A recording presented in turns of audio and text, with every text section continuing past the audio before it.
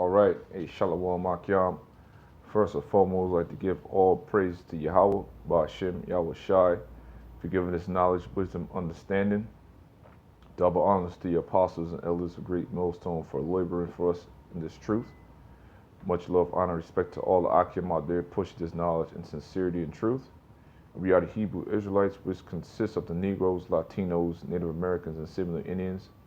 According to the Holy Scriptures, we are God's chosen people. We are the 12 tribes of Israel. So my name is Barak Allah, coming back at you with another segment, another lesson. And today's lesson is going to be a two-part series, going to be the Israelites in Egypt. Right, because when you go into the word Egypt, it simply means bondage. Now you get into the depths of the scriptures, you're going to come to realize that there's two kinds of Egypt. Ancient Egypt, which we suffered 400 and some years of slavery and bondage over there in northern Africa. And we are in the modern day Egypt, you know what I'm saying, which we got put into captivity during the time of the 1600s. And we still in captivity right now, man. You understand what I'm saying? So we are in the modern day Egypt. So I'm gonna give a two-part series in ancient Egypt, and in the second part is gonna be the modern day Egypt, which is over here in America. Because you gotta realize the word Egypt simply means bondage. And then you go into Deuteronomy 28 and 68.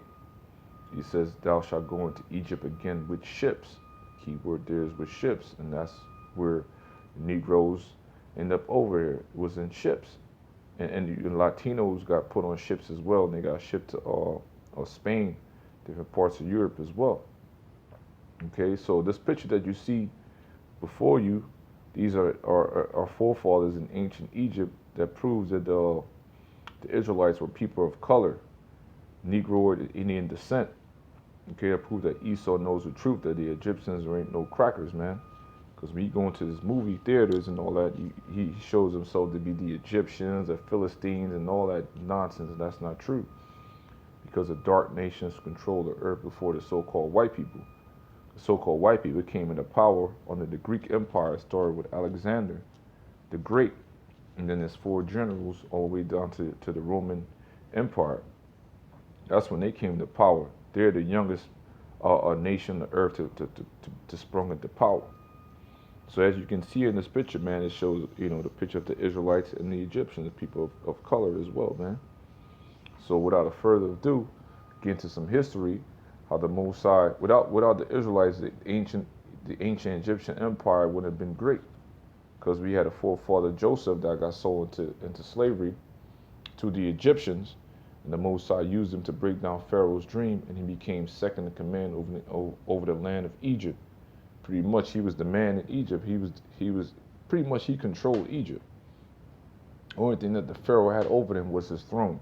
That's it. So Pharaoh did whatever Joseph told him to do through the spirit and power of Yahweh Ba'ashem Yahweh Shai, man. That's a beautiful thing. Okay, and our forefather Joseph, he's from the tribe of Ephraim, so-called Puerto Ricans today. So without further ado, jump right into it. This is Genesis chapter 41, verse 1. And it came to pass at the end of 2 full years that Pharaoh dreamed, and behold, he stood by the river. And behold, there came up out of the river 7 well-favored kine, and fat flesh, and they fed in a meadow. And behold, 7 other kine came up after them out of the river, ill-favored and lean flesh, and stood by the other kine upon the brink of the river. And the ill-favored and lean flesh kine did eat up the 7 well-favored and fat kine. So Pharaoh awoke. So look at this word kine real quick. All right. Hebrew word is parah, cow or heifer. That's what a kine is. Okay. And verse 4. And the ill-favored and lean flesh kine, which is a cow, did eat up the 7 well-favored fat kine. So Pharaoh awoke. Verse 5. And he slept and dreamed the second time, and behold, 7 ears of corn came upon one stalk, ranked good. Let's go into the word their ears. Ears of corn. a head of a grain, a cluster of corn. This was dealing with a cluster of corn, okay? Because if you see how a corn is grown in a cluster, so to speak, okay? And where I left off at, it's verse 5. And he slept and dreamed the second time. Behold, 7 ears of corn. Salakia, brothers. Satan is going hard right now, brothers. This is like my 4th time trying to do this video. Alright, verse 5. And he slept and dreamed the second time, and behold, 7 ears of corn came up upon one stalk, ranked and good. And behold, 7 thin ears, and blasted with the east wind sprung up after them. And the 7 thin ears devoured the 7 rank and full ears, which you know the ears is dealing with the corn, the cluster of corn. And Pharaoh awoke, and behold, it was a dream. And it came to pass in the morning that his spirit was troubled, and he sent and called for all the magicians of Egypt. So Egypt is dealing with witchcraft, okay? That's all they know, witchcraft. So you cats talking about an Egyptian and all that, you're a witch, pretty much, man. And sent call for all the magicians of Egypt and all the wise men thereof. And Pharaoh told them his dream, but there was none that could interpret them unto Pharaoh. Then spake the chief butler unto Pharaoh, saying, I do remember my fault this day. And Pharaoh was wroth with his servants, and put me in ward in the captains of the guardhouse, both me and the chief baker. And we dreamed a dream in one night, I and he. We dreamed each man's according to the interpretation of his dream. And there was there with us a young man in Hebrew. Prove there's a difference between the Africans and the Hebrews, man. Servant to the captain of the guard. And we told him, and he interpreted to us our dreams. To each man according to his dreams he did interpret. It came to pass as he interpreted to us, so it was. Me he restored unto mine office, and him he hanged. Then Pharaoh sent and called Joseph, and they brought him hastily out of the dungeon. And he shaved himself and changed his raiment, and came in unto Pharaoh. And Pharaoh said unto Joseph, I have dreamed a dream, and there is none that can interpret it. I have heard say of thee that thou canst understand a dream to interpret it. And Joseph answered Pharaoh, saying, It is not in me. God shall give Pharaoh an answer of peace. So whatever we doing is not of ourselves. So we can't get puffed up on this thing. All glory and honor goes to Yahweh B'Shem Yahushai. And Pharaoh said unto Joseph, In my dream, behold, I stood upon the bank of the river. And behold, there came up out of the river 7 kine, which is the cows, or heifer, fat flesh and well favored, and they fed in the meadow. Right? I mean, they were healthy, man. You know, juicy. And behold, 7 other kine came up after them, poor and very ill, you know, looking skinny and all that stuff, malnourished, favor and lean flesh, such as I never saw in the land of Egypt for badness.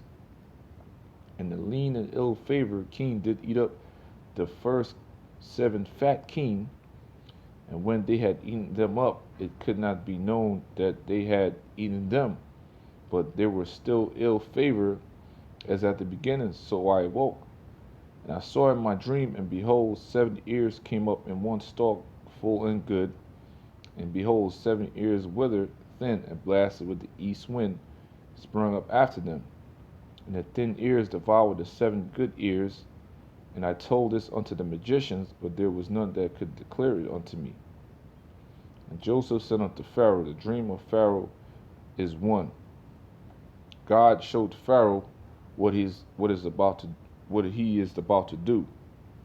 Okay, the 7 good kine are 7 years, and the 7 good ears are 7 years. The dream is one. And the 7 thin and ill-favored kine that came up after them are 7 years, and 7 empty years blasted with the east wind shall be 7 years of famine. So that's what's going to happen in Egypt around that time, a great famine.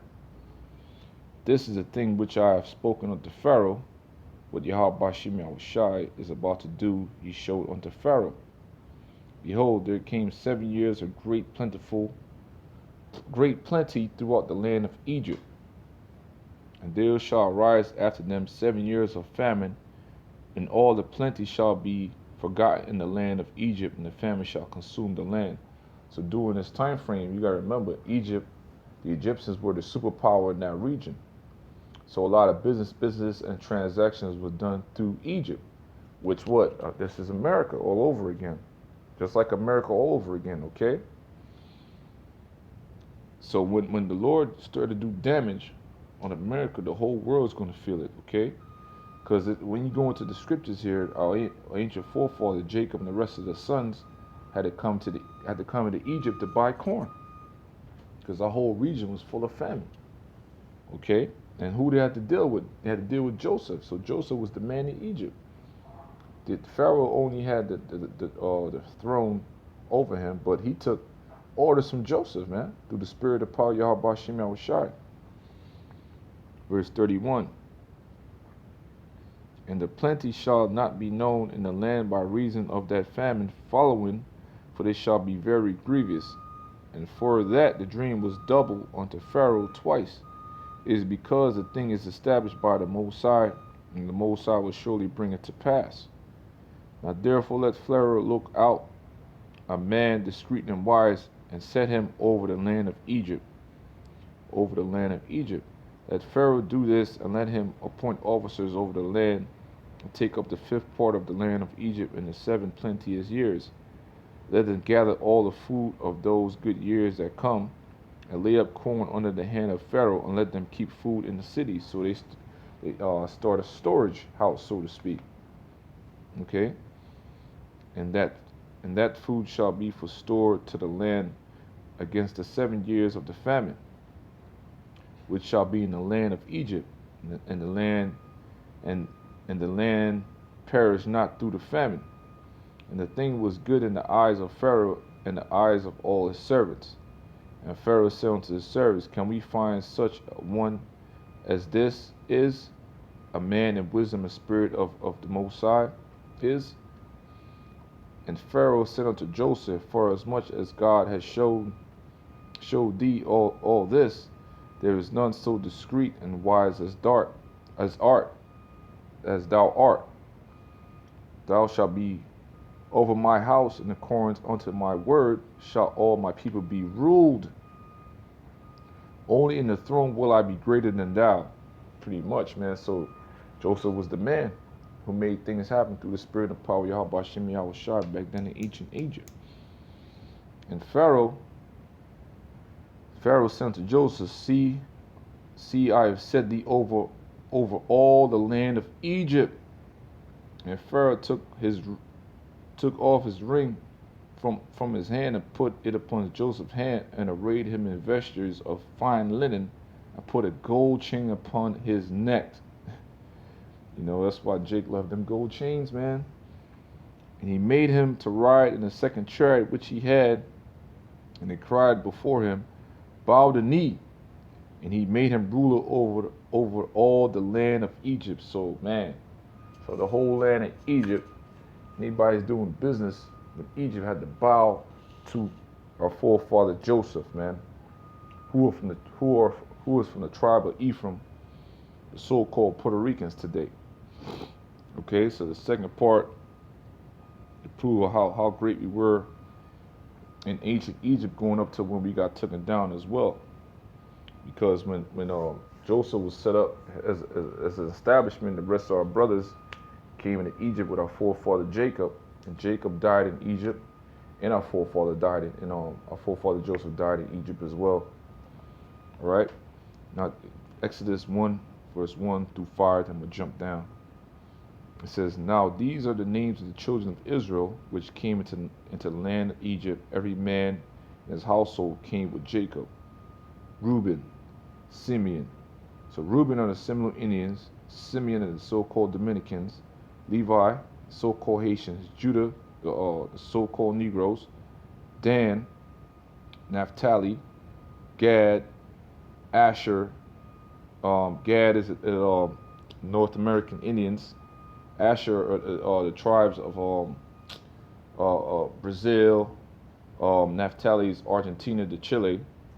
Okay, and all the souls that came up out of the loins of Jacob were 70 souls, for Joseph was in Egypt already.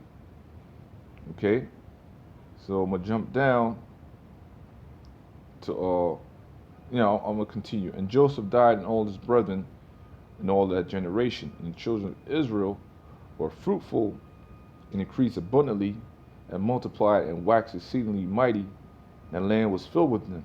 Now there rose up a new king over Egypt, which knew not Joseph. And he said unto his people, Behold, the people of Israel, the people of the children of Israel are more and mightier than we.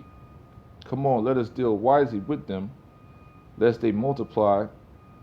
And it came to pass that when there falleth out any war, they join also unto our enemies and fight against us, so get them out of the land. Okay? Therefore they set over them taskmasters to afflict them with their burdens, and they built for Pharaoh treasure cities, Pithom and Ramses. Okay? And we will get into these treasure cities, man, show you some pictures of this stuff. But the more they afflicted them, the more they multiplied and grew. Same thing over here in America. And they were grieved because of the children of Israel. So these elites are being grieved with us right now. We coming back into our power. The more they kill us, the more we multiply out here. And the Egyptians made the children of Israel to serve with rigor, means hard bondage. And they made their lives bitter with hard bondage, in mortar and in brick, in all manner of service in the field. And all their service wherein they made them serve was rigor. Let's go into that word there, rigor. Okay.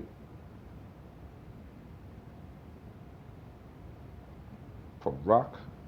Harshness, severity, cruelty. So what kind of harshness and severity we serve in the modern day Egypt? The same thing, slavery. So I'm gonna look up Pharaoh treasure cities, and I'm gonna close out with these Josephus.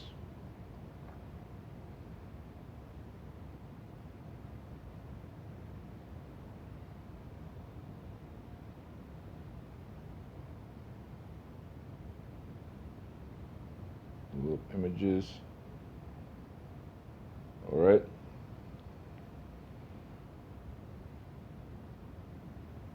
So there it is. It says Israel in Egypt. As you can see, the different treasure cities. Once again, they're showing people of color. What leads up to us building those pyramids and all that stuff that we built in ancient Egypt. You know, things like this, man. And then it proved that the Latinos, Native Americans, there are people as well who put pyramids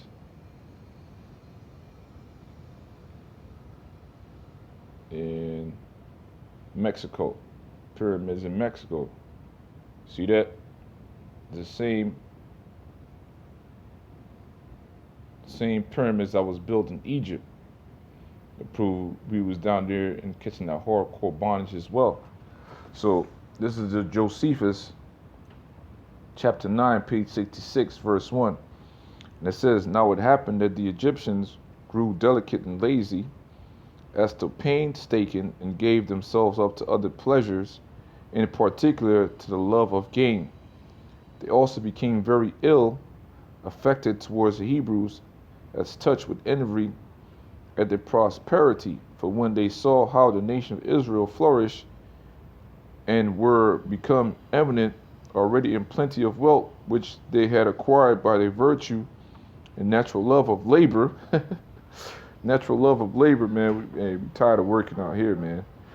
They thought their increase was to their own detriment, and having in length of time forgotten the benefits they have received from Joseph, particularly the crown being now come into another family, they became very abusive to the Israelites, and contrived many ways of afflicting them, for there enjoined them to cut a great number of channels for the rivers, and to build walls, and for their cities and ramparts, that they might restrain the river and hinder its waters from stagnating. That's dealing with aqueducts right there.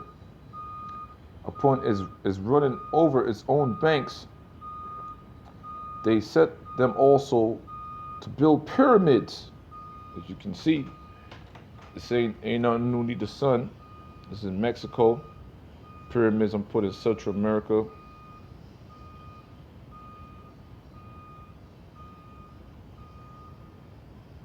Okay, this is in Central America as well.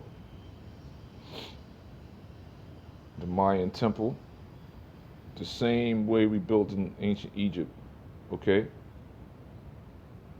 Okay, let's go to Egypt now.